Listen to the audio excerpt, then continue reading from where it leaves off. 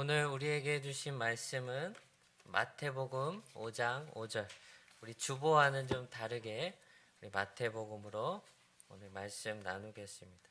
마태복음 5장 5절입니다.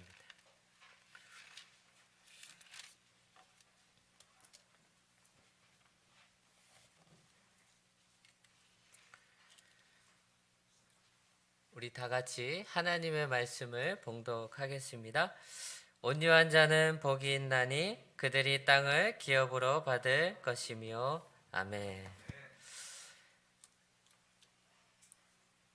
오늘 본문은 예수님께서 갈릴리 사역을 하실 때 갈릴리 북쪽 가버나움 위쪽에 있는 산에서 예수님께 나온 제자들에게 하신 산상수훈 설교의 세 번째 이야기입니다.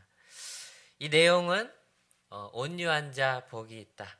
그들이 땅을 기업으로 얻게 될 것이다. 라고 선포하신 말씀이었습니다. 오늘 본문은 사실 웬만한 성경을 읽는 모든 분들은 아마 쉽게 우리가 접하고 잘 아는 내용일 것입니다. 그런데 우리는 이 단순한 진리, 하나님의 말씀 앞에서 우리가 얼마나 이 말씀 앞에 우리를 비춰보고 있는가? 우리는 이 질문을 던졌을 때에는 사실 이 온유 앞에서 한없이 연약하고 나약한 우리를 보게 됩니다. 과연 우리는 이 하나님이 말씀하신 이 땅에 대한 인식이 있는가? 땅에 대한 소유의 개념이 있는가? 우리는 이 자본주의 사회를 살아가면서 어쩌면 이 하나님의 말씀이 우리 안에 얼마나 다가올까? 우리의 자신의 현 주소와 삶을 되돌아보며 우리가 나아갈 길을 찾을 수 있기를 주님의 이름으로 축복합니다. 과연 오늘 본문 말씀이 얼마만큼 우리의 삶에 현실적으로 다가오는가? 얼마만큼 이 말씀이 우리에게 믿음으로 다가오는가?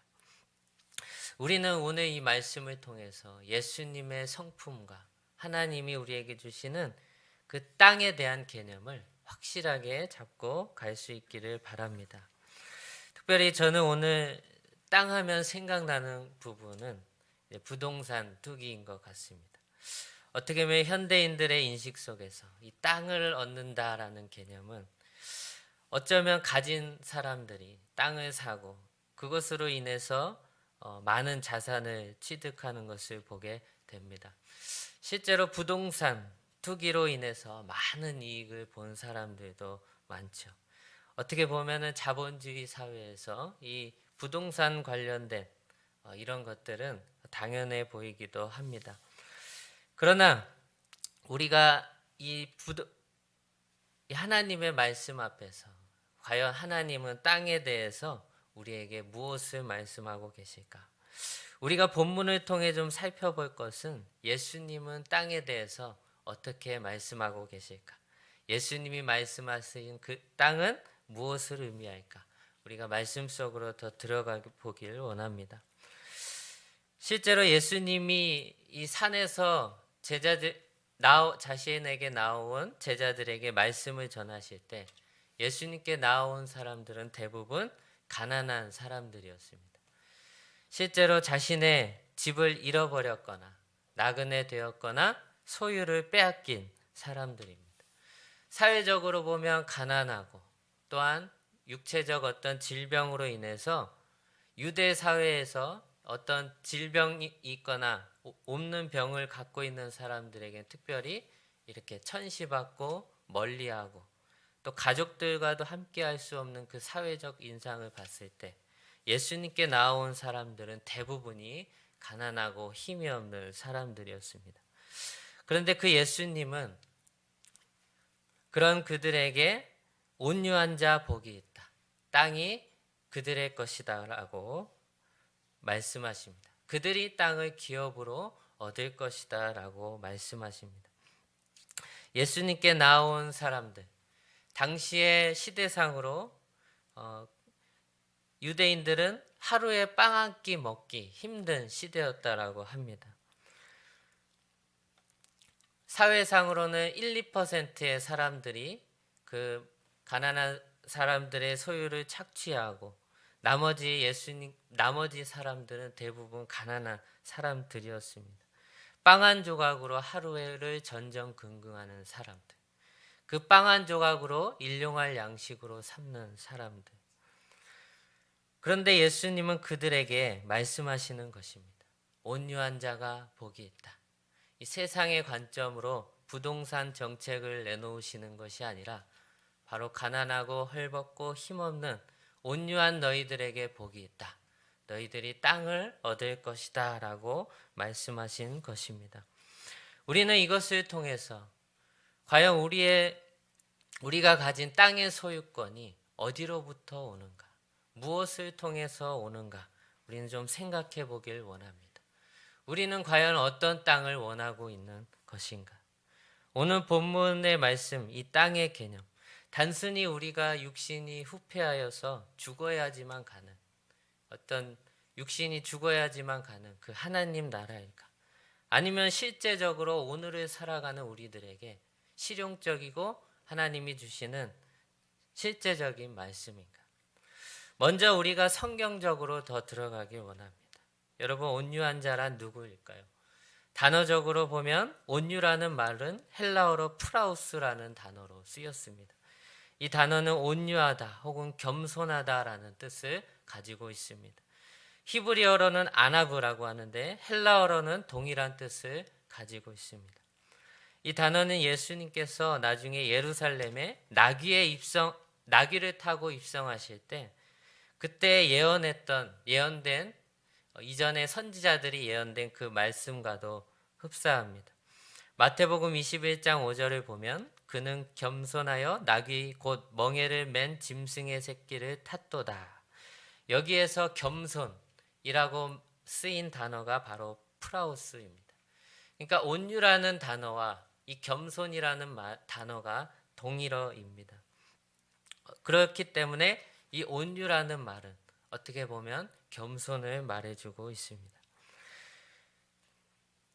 자신이 힘을 가졌지만 그 힘을 있는 그대로 자신의 감정대로 쓰지 않는 사람, 자신의 힘을 절제하고 약자들을 돌아볼 수 있는 사람,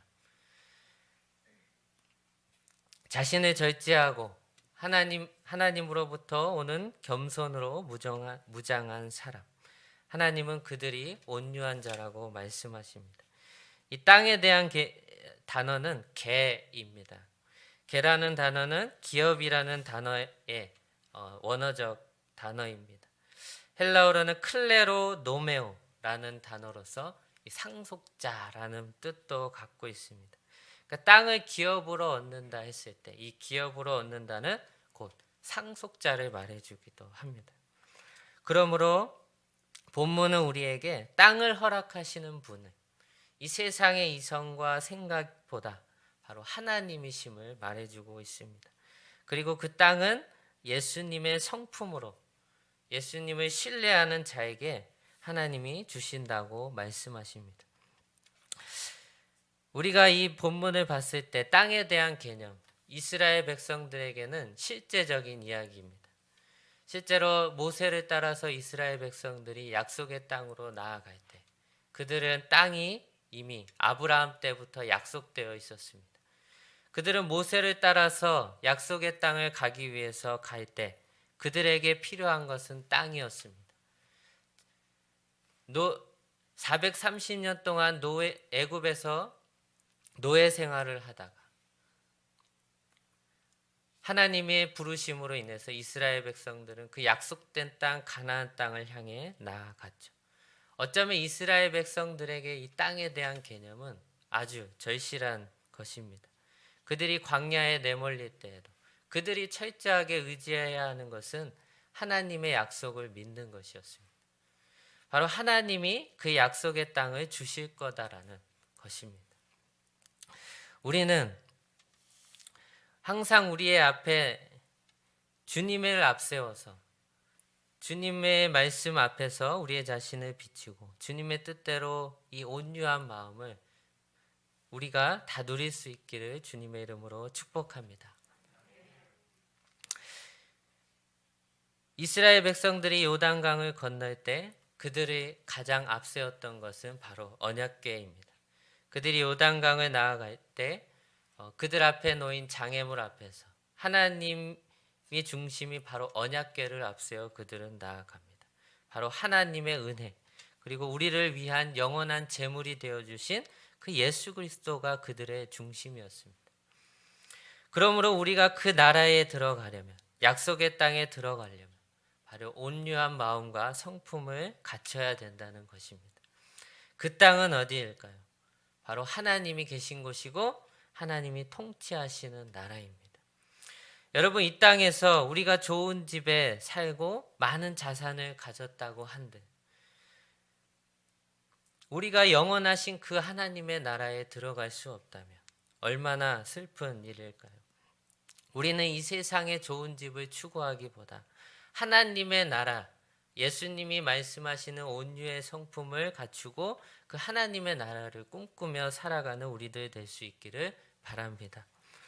과연 오늘 온유한 자와 예수 그리스도는 어떠한 연관이 있을까요? 마태복음 11장 29절에서 31절에는 예수님께서 제자들에게 이렇게 말씀하십니다. 나는 마음이 온유하고 겸손하니 나의 멍에를 메고 내게 배우라. 그리하면 너희 마음이 쉼을 얻으리니 이는 내 멍에는 쉽고 내 짐은 가벼움이니라 하시니라. 바로 예수님 자신이 온유한 자였습니다. 그러므로 우리는 예수님께 나와 배울 때 우리는 온유해질 수 있습니다. 온유한 자는 예수님께 나아가는 자입니다. 그리고 예수님께 배우는 자입니다. 그리고 자기의 잘난 것을 내세우기보다 자신을 낮추고 겸손한 마음을 갖추는 것. 이것이 온유입니다. 여러분, 그렇다면 오늘 본문의 온유한 자가 땅을 기업으로 얻는다. 이 의미는 어떤 의미일까요? 예수님께 배움을 얻고 예수님을 따라가는 그 사람이 온유해질 수 있고 또한 약속된 땅을 얻게 될 것이라는 것입니다. 이런 사람이 바로 온유한 자입니다. 자신의 얄팍한 의를 내세우기보다 예수님의 크심을 바라보고 예수님의 나라와 의를 먼저 생각하는 것. 이것이 온유입니다. 우리는 예수님을 따라가기 위해서 이 자리에 서 있습니다. 우리는 그 예수님의 성품을 바라보며 한없이 나약한 우리 자신을 보지 말고 예수님을 쫓아 살아갈 수 있기를 바랍니다. 예수님의 마음은 하나님을 사랑하고 이웃을 사랑하는 마음이었습니다. 누가복음 6장 32절에 보면 너희가 만일 너희가 사랑하는 자를 사랑하면 칭찬받을 것이 무엇이냐? 죄인들도 사랑하는 자를 사랑하느니라. 이 본문에 의하면 예수님 안에 있는 그 사랑의 개념은 자신에게 좋은 것을 주는 사람뿐만 아니라 그렇지 못한 사람들을 향해서도 나아가고 있습니다. 내게 원수가 된 사람들, 나와 좀 색깔이 다른 사람들, 나와 좀 생각이 다르고 다른 말을 하는 사람들. 예수님은 그들을 모두 품으신 하나님이십니다. 우리는 예수님을 신뢰하며 예수님의 성품을 닮기를 원합니다. 내게 좋은 사람에게만 예수님의 마음으로 사랑할 것이 아니라 내게 때로는 해악이 되고 내게 미움이 되는 그 사람도 주님의 마음으로 품고 사랑할 수 있는 것. 이것이 바로 온유입니다. 우리는 예수님께 나아왔는데 어떻게 그 땅을 상속받는 비결인 온유함을 배울 수 있을까요? 그것은 이전에 우리가 하나님께 대하여 무분별하게 살아갔을 때, 우리가 주님을 모르고 살아갔을 때에도 주님은 우리에게 대하여 온유하셨습니다. 로마서 5장 8절을 보니까 우리가 아직 죄인 되었을 때에 그리스도께서 우리에 대한 자기의 사랑을 확증하셨느니라. 우리가 아직 죄인 되었을 때, 예수님께 대하며 하나님께 대하며 원수 되었을 때, 우리가 하나님과 멀어져 있을 그때에도 주님은 온유한 마음으로 우리를 바라보셨고 우리가 변화되기까지 끝까지 우리를 사랑하셨다는 것입니다. 이것이 바로 예수님의 마음이고 온유입니다. 죄 가운데 살아가는 우리를 건지셨고 끝까지 지금까지도 인도하신 그 하나님, 우리가 그분을 바라본다면 우리도 우리에게 때로는 해악이 되는 사람들에게도, 미움이 되는 사람들도 사랑할 수 있습니다. 우리가 실제로 어린 나이 시절 영적으로는 분별이 없고 부모가 아니면 나아갈 수 없는, 부모가 자녀를 돌보듯이 하나님은 우리를 영적으로 항상 사랑으로 인내하시고 우리를 지켜봐 주십니다. 누군가에게 사실 이 온유라는 말은 세상 죄에 대하여 무조건 용납하고 그것을 받아들이라는 말은 아닐 것입니다. 온유한 마음은 주님의 편에 서서 주님의 마음으로 세상을 바라보는 자입니다. 주변에 있는 죄인들을 바라볼 때 이 세상의 가치관으로 바라보기보다 하나님의 마음으로 품고 그들을 사랑하는 것입니다. 때로는 부모와 같이 견책하기도 합니다. 그리고 그들에게 하나님과 죄인들 사이에서 중보자가 되는 것. 모세는 이스라엘 백성들이 하나님을 원망하고 불평했을 때 항상 그 중재자의 자리에서 하나님 앞에 기도했습니다. 예수가 우리를 위해서 중재자가 되었듯이 우리도 세상에 있는 죄인들을 향하여 하나님과 그들 사이에 중보자가 되어야 합니다. 우리는 이 예수님의 마음을 품고 하나님이 원하시는 그 사랑의 공동체를 꿈꾸며 나아가야 할 것입니다. 여러분, 온유란 자신의 의를 내세우지 않습니다. 이웃에게 해악을 끼치지 않습니다. 악을 악으로 갚기보다 하나님의 손에 맡깁니다.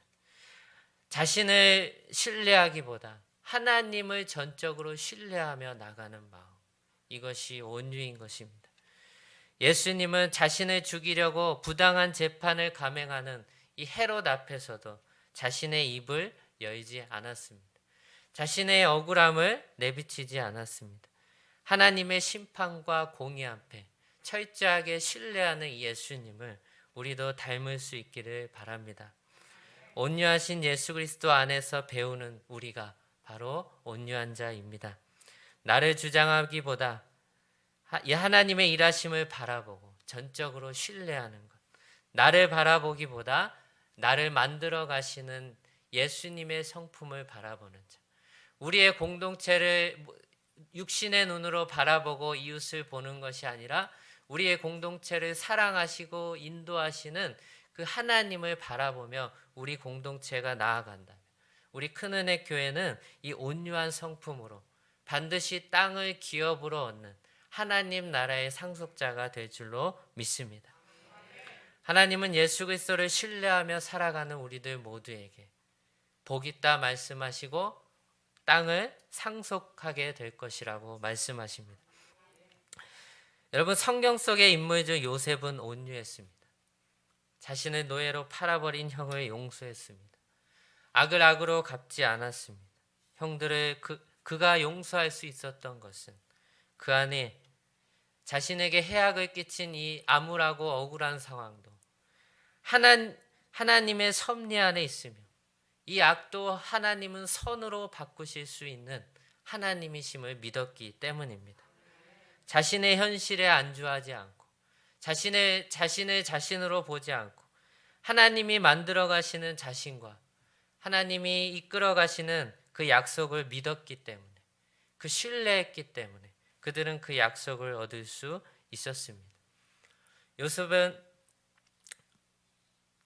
예수 그리스도의 마음을 예표하는 인물이고 요셉에게 있었던 그 마음이 바로 예수님의 마음입니다. 용서와 사랑, 그 하나님의 나라를 꿈꾸며 살아갈 수 있기를 원합니다. 여러분, 우리가 그 약속의 땅으로 나아가는 그 시점에서 이스라엘 백성들이 약속의 땅을 얻으러 나아갈 때 그들이 앞세웠던 것은 바로 여호수아입니다. 여호수아는 구약에서 모세를 대신해서 이스라엘 백성들을 약속의 땅으로 인도한 인물로 알려지고 있습니다. 여호수아, 이 여호수아는 또한 예수 그리스도를 예표합니다. 모세마저도 들어가지 못했던 그 약속의 땅, 그 땅을 여호수아는 모세가 믿었던 그 하나님을 믿으며 이 여호수아를 앞세워 약속의 땅에 이스라엘 백성은 들어갑니다. 이 말은 여호수아는 곧 예수 그리스도를 예표하고 있는 것입니다. 우리가 들어가야 될 그 하나님의 나라, 그 약속의 땅은 예수를 앞세워 예수를 신뢰하며 나아가는 곳입니다. 우리는 항상 그 예수님을 신뢰하며 그 약속의 땅을 꿈꾸길 원합니다. 우리에게 풍성한 것을 주시고 우리의 재능과 달란트로 이웃을 섬기고 사랑하는 그 나라, 하나님이 주인 되시고 우리는 그분을 따라가는 그 나라, 주님만 예수 그리스도가 높임받고 예수 그리스도만을 섬기는 그 나라, 그 나라가 바로 하나님 나라입니다. 우리에게 사랑과 자비와 온유함으로 겸손함으로 우리에게 사랑과 은혜를 베푸신 예수 그리스도를 생각하면서 우리가 그 약속의 땅을 얻을 것을 기대하고 소망하면서 믿음으로 나아갈 수 있기를 주님의 이름으로 축복합니다. 우리 기도하겠습니다. 사랑이 많으신 아버지 감사합니다. 우리에게 약속의 땅을 예비하신 그 하나님을 전적으로 신뢰하며 한 발 한 발 나아갈 수 있도록 인도하여 주시옵소서. 이 세상의 모든 심판을 하나님께 맡기며 겸손한 성품을 가지고 이 세상을 품으며 살아갈 수 있도록 인도하여 주시옵소서. 내 것을 자랑하기보다 예수의 십자가를 앞세워 우리에게 약속된 그 땅을 반드시 취하는 온유의 성품을 가진 우리 모두 될 수 있도록 인도하여 주시옵소서. 인도하여 주실 것을 믿으며 사랑이 많으신 우리 주 예수 그리스도의 이름으로 기도드립니다. 아멘. 우리 다 같이 우리 봉헌송 하시겠습니다.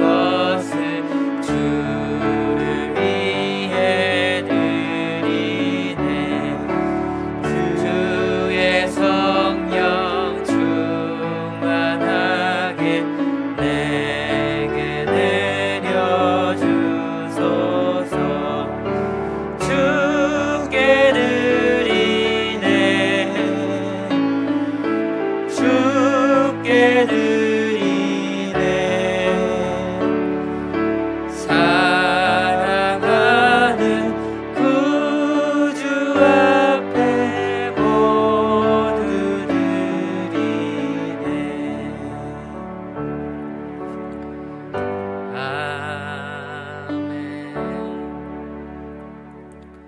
사랑이 많으신 아버지 감사합니다.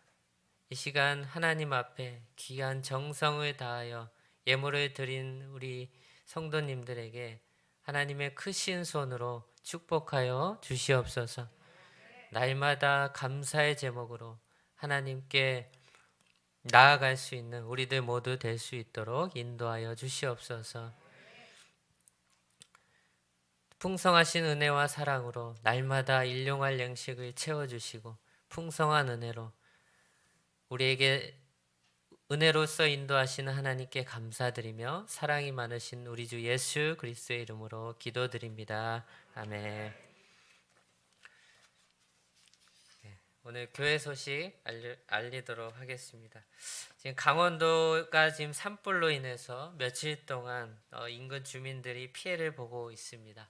빨리 진화되어서 큰 피해 없고 또 잘 해결될 수 있도록 우리 강원도를 위해 우리 함께 기도 부탁드립니다.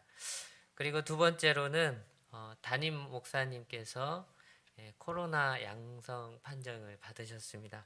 그래서 오늘 설교는 이제 전도사님들, 저와 이제 이분은 황전도사님이 해주시고 또 저녁 예배는 황전도사님이 해주시고 제가 청년부 예배를 인도할 것입니다.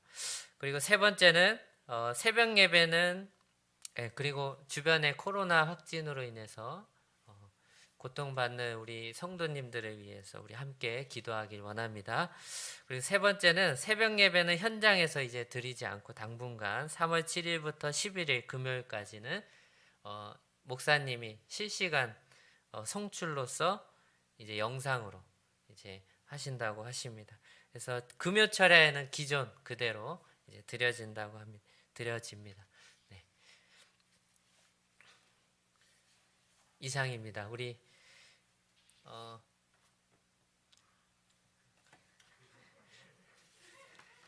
옆 사람에게 인사하실까요? 잘 오셨습니다. 우리 인사 나누셨다. 예. 우리 마지막에 축도하셨는데 우리 주기도문으로 마치도록 하겠습니다. 하늘에 계신 우리 아버지, 아버지의 이름을 거룩하게 하시며 아버지의 나라가 오게 하시며 아버지의 뜻이 하늘에서와 같이 땅에서도 이루어지게 하소서. 오늘 우리에게 일용할 양식을 주시고 우리가 우리에게 잘못한 사람을 용서하여 준 것 같이 우리의 죄를 용서하여 주시고 우리를 시험에 빠지지 않게 하시고 악에서 구하소서. 나라와 권능과 영광이 영원히 아버지의 것입니다. 아멘.